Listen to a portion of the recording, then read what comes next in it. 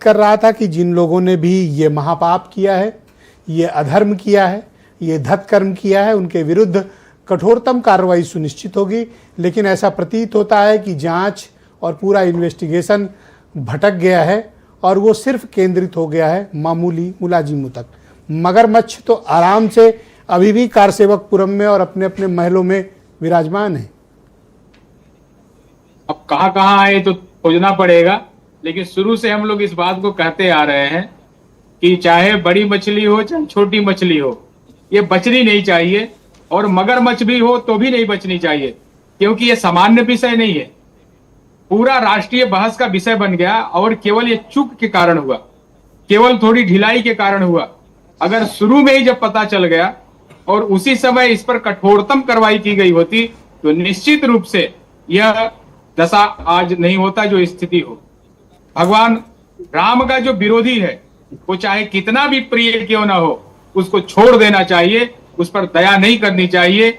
जाके प्रिय न राम वैदेही तजिए ताहि कोटि वैरीसम यद्यपि परम स्नेही, वो चाहे जितना स्नेही हो।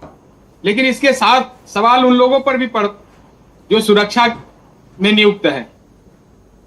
7 लेयर की सुरक्षा के बीच से वो सामान निकल कर चला जा रहा है। भगवान के चढ़ावा जिसके लिए लोगों की श्रद्धा है, वो श्रद्धा का समर्पण है। और ये मंदिरों का जो खजाना है, मंदिरों में जो चढ़ावा है, ये सामान्य रूप से नहीं।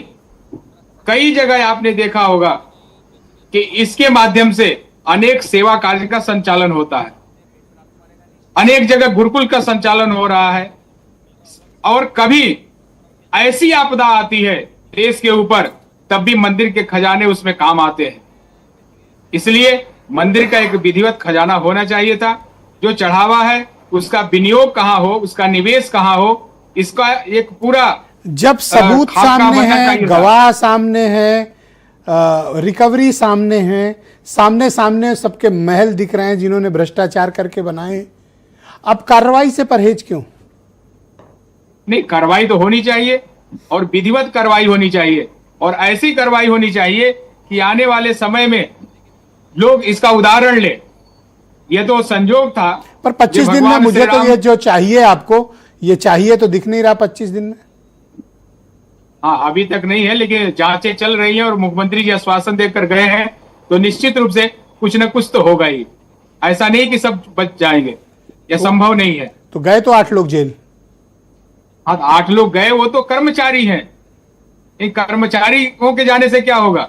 अभी तक ट्रस्ट के कोषाध्यक्ष, ये कोष का मामला है, अर्थ का मामला है, और वो आकर सामने प्रेस नहीं किए। अभी तक उनसे कोई जानकारी नहीं ली गई। वो कह रहे हैं हम धोती में रहते हैं, हम बड़े नैतिक आदमी हैं और हम क्या करेंगे पैसा। तो नैतिक, हाँ, तो वो नहीं नैतिक है, इसीलिए तो सवाल, जब नैतिक है तो यहाँ कोषाध्यक्ष भी तो वही है। कह रहे हैं इस्तीफा नहीं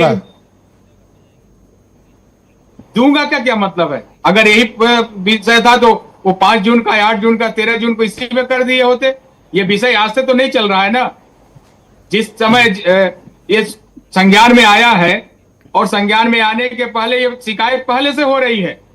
ऐसा कहा जा रहा है कि शिकायत पहले से हो रही है, लेकिन इस पर ध्यान नहीं दिया गया। जो पहला स्टेटमेंट है farmer chief accountant Mahipal Singh का, जो सर्वाधिक सबसे बड़ा मैं क्रेडिबल एविडेंस मानता हूं, उसके बाद से महिपाल सिंह कहां है किसी को नहीं पता। लेकिन उनका जो वीडियो स्टेटमेंट है 2020-21 में उन्होंने फ्लैग कर दिया था और चंपत राय को बताया था कि यहां पर इस तरह से चोरी हो रही है, तो चंपत राय ने उन्हीं को चलता कर दिया।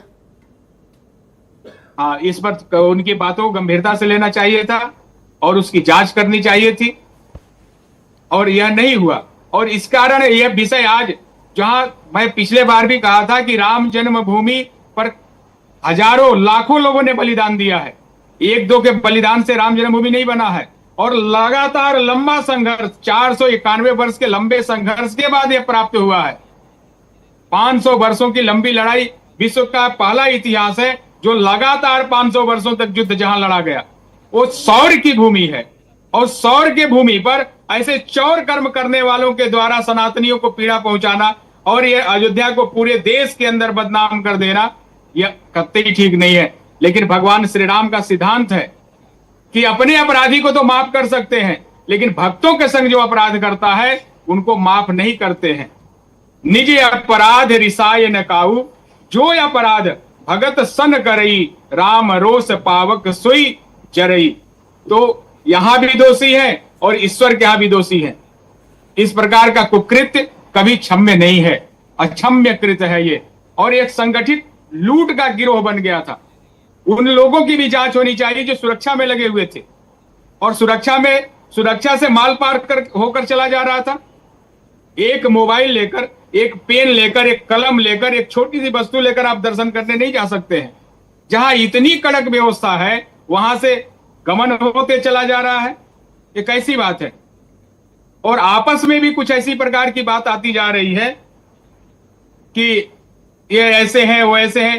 किसी एक व्यक्ति पर दोष नहीं मढ़ना चाहिए, ये पूरी व्यवस्था को ही कटघरे में, पूरी व्यवस्था कटघरे में खड़ी। भाई सिर्फ 2-3 लोगों पर आरोप क्यों लग रहे हैं? गोविंद गिरी हो या अनिल मिश्रा हो या चंपत राय पे 12 और भी तो मेंबर हैं ट्रस्ट के। ट्रस्ट के 12 और भी तो सदस्य हैं जी। उसमें छावनी महाराज श्री केवल बेड रेस्ट है, स्वास्थ्य उनका बहुत अनुकूल नहीं रहता और इन प्रपंचों से ज्यादा उनको मतलब नहीं है। लेकिन जो व्यवस्था देखने वाले लोग थे उन्हीं के ऊपर तो बात आएगी जी। लेकिन ये केवल ऐसी चर्चा हो जा रही है, 1-2 नाम आ जा रहे हैं, ये ठीक नहीं है। ये सम्यक रूप से अभी तक ट्रस्ट आकर यहाँ बैठक तक नहीं किया कि इतना बड़ा बहस बन गया है, राष्ट्रीय बहस बन गया है और इस पर क्या होना चाहिए। जी आपका बहुत धन्यवाद। कृपया हमारे साथ बने रहिएगा। मैं इस कार्यक्रम को आगे बढ़ाता हूं और मैं रामदास बाल योगी जी बहुत प्रसिद्ध संत हैं, हमारे साथ अयोध्या से जुड़े हुए हैं। महाराज जी आपका बहुत अभिनंदन दोबारा से डिबेट में। मैं आपका पक्ष जानना चाहता हूं और इसको कृपया स्पष्ट करें कि जब इतने गवाह